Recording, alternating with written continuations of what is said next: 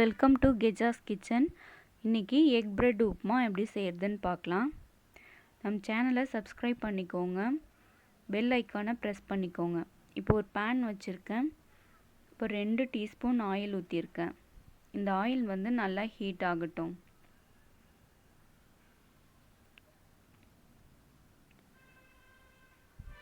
இப்போது 1/4 டீஸ்பூன் கடுகு, 1 டீஸ்பூன் உளுந்து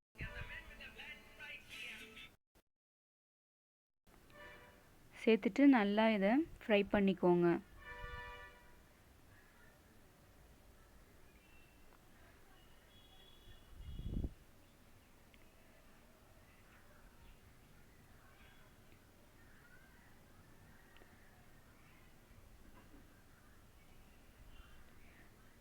இது நல்லா ஃப்ரை ஆனதும் ஒரு கொத்து கருவேப்பிலை சேர்த்துக்கோங்க.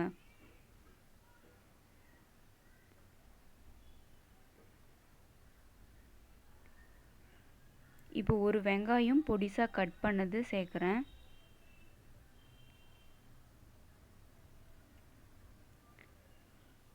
இது ஒரு நிமிஷம் நல்லா வதக்கி விட்டுக்கோங்க.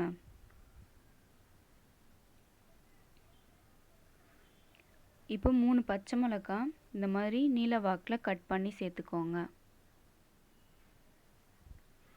இப்போ 1 டீஸ்பூன் இஞ்சி பூண்டு விழுது,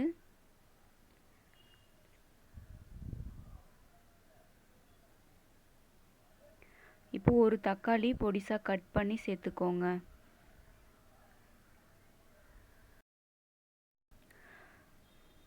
நல்லா இதை வதக்கி விட்டுக்கோங்க. இப்போ அது வதங்குற வரைக்கும் நம்ம ப்ரெட்டை கட் பண்ணி எடுத்துக்கலாம். நான் அதுக்கு 8 ஸ்லைஸ் ப்ரெட் எடுத்துருக்கிறேன். இப்போது தக்காளி நல்லா வதங்கிடுச்சு.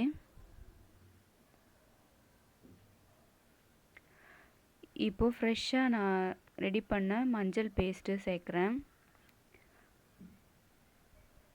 1/2 டீஸ்பூன் மிளகாய் தூள் சேர்க்குறேன்.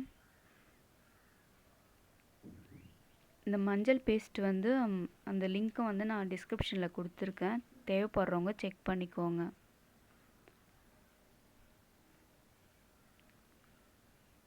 இப்போது 2 முட்டையை சேர்த்துக்கோங்க.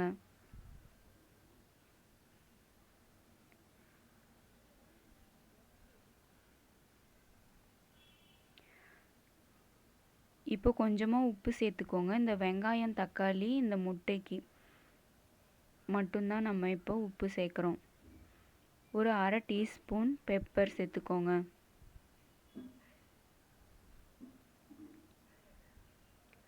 இப்போ இது கொஞ்ச நேரம் அப்படியே முட்டை வந்து கொஞ்சம் வேகட்டும். அப்புறமா ஒன்று சேர கலந்துக்கோங்க.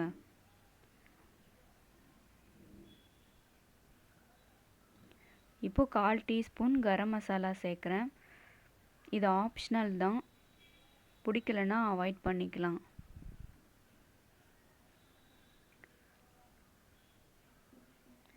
இப்போ வந்து ப்ரெட்டை சேர்த்துக்கோங்க.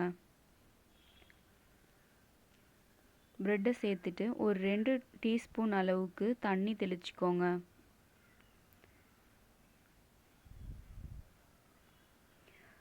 சேர்த்துட்டு நல்லா இதை ஒன்றா மிக்ஸ் பண்ணி விட்டுக்கோங்க.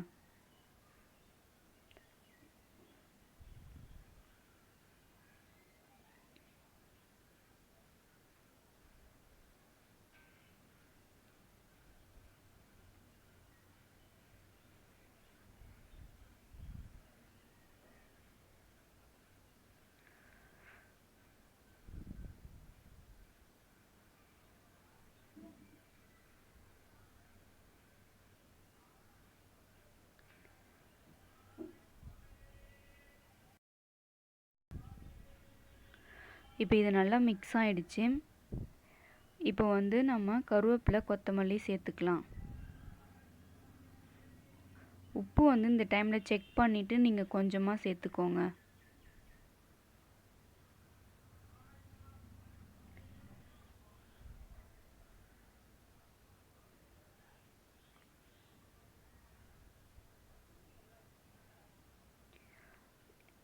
இப்போது 1 டீஸ்பூன் அளவுக்கு லெமன் ஜூஸ் சேர்த்துக்கோங்க.